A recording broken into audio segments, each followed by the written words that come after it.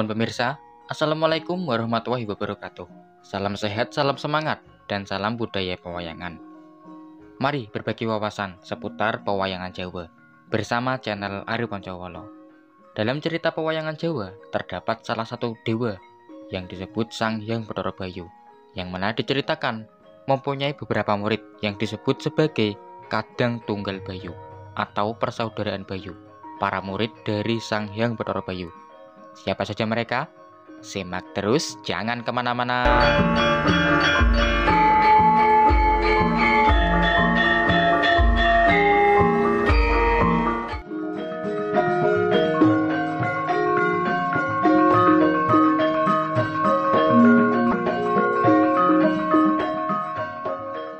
Yang pertama, ada tokoh pewayangan dari Pakem Ramayana, Resi Mainoko atau Begawan Mainoko, juga dikenal sebagai Bayu Langgeng, adalah nama persaudaraan Bayu dari Resi Mainoko. Tokoh yang diceritakan merupakan tertua dari persaudaraan Bayu, para murid dari Sang Hyang Bathara Bayu. Adapun sekelumit kisah yang menceritakan dari Resi Mainoko atau Begawan Mainoko ada pada lakon Ramayana Anoman Duto. Resi Mainoko bertemu dengan Raden Anoman untuk memberikan buah jambu di Ponirmolo, yang membuat Raden Anoman tidak merasakan sakit bila mana terkena hantaman senjata. Bisa dikatakan juga kebal akan segala macam senjata. Dalam cerita pewayangan Jawa, Resi Mainoko merupakan seorang pertapa yang berwujud gunung. Namun, dalam beberapa sanggit diceritakan Resi Mainoko berwujud manusia sebagai pertapa. Ada pada lakon Anoman Duto ataupun lakon Mahabharata Wahyu Makutharama.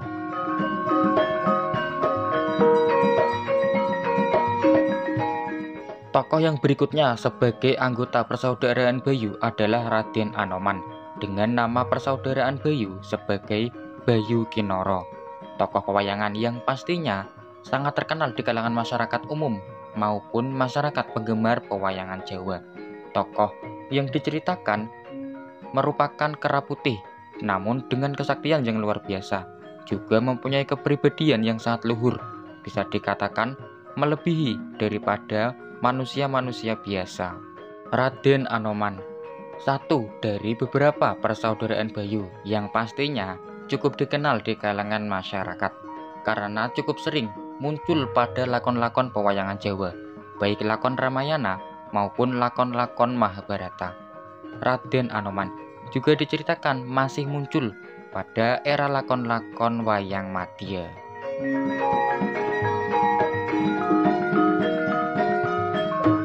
Tokoh yang berikutnya adalah Ditya Wiljajawreka dengan nama persaudaraan Bayu sebagai Bayu Anras. Tokoh yang digambarkan merupakan raksasa besar, namun mempunyai hati yang sangat halus. Ditya Wiljajawreka merupakan satu dari beberapa persaudaraan Bayu yang ada dalam cerita pewayangan Jawa.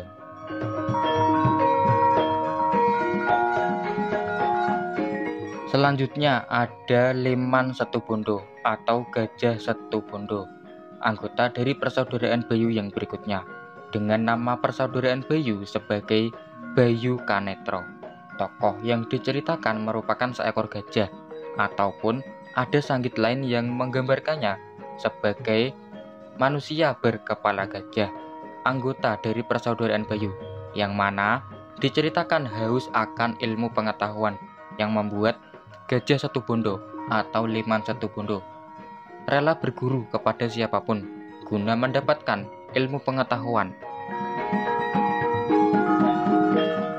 Anggota dari persaudaraan Bayu atau Kadang Tunggal Bayu, murid dari Sang Hyang Bathara Bayu yang berikutnya berturut-turut ada Nagakawera, Garuda Mahambira, dan Macan Palguna. Nagakawera diceritakan sebagai seekor naga yang mempunyai sisik emas, juga mempunyai ilmu khas dari Kadang Tunggal Bayu, yakni ilmu angin. Garuda Mahambira diceritakan merupakan pernah menjadi tunggangan dari Sang Hyang Bathara Wisnu. Sementara itu, Macan Palguna merupakan seekor hewan yang mana diceritakan sebagai seekor macan. namun mempunyai ilmu yang sangat luar biasa.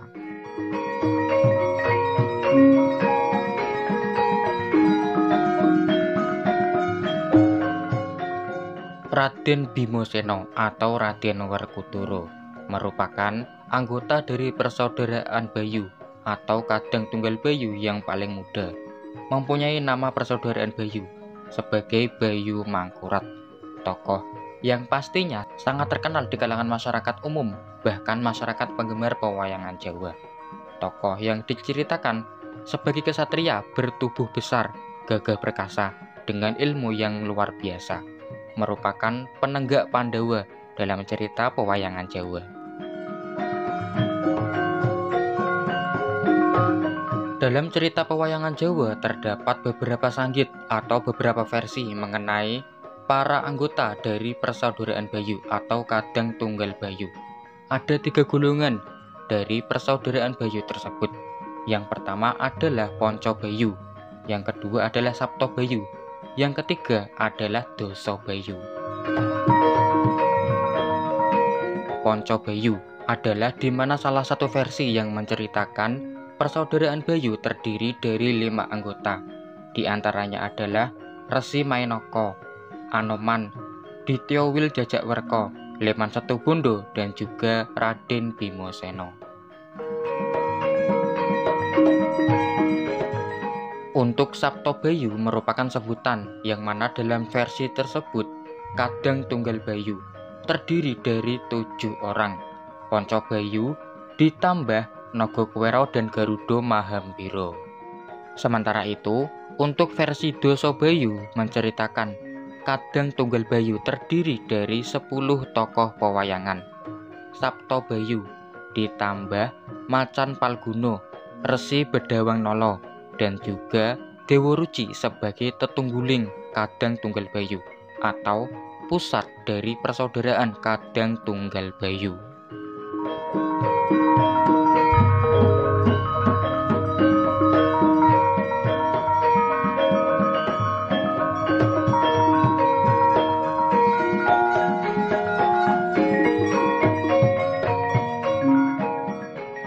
Kadang Tunggal Bayu atau persaudaraan Bayu, para murid dari Sang Hyang Bathara Bayu, tokoh-tokoh pewayangan Jawa yang diceritakan mempunyai kesaktian berupa ilmu angin dan juga digambarkan dengan sandangan memper.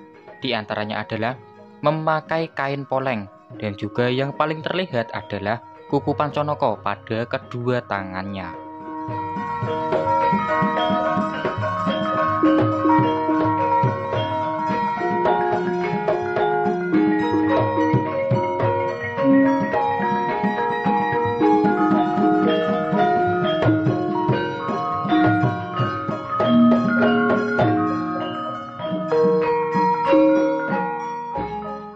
Demikian tokoh-tokoh yang termasuk anggota dari Kadang Tunggal Bayu, para murid dari Sang Hyang Bathara Bayu.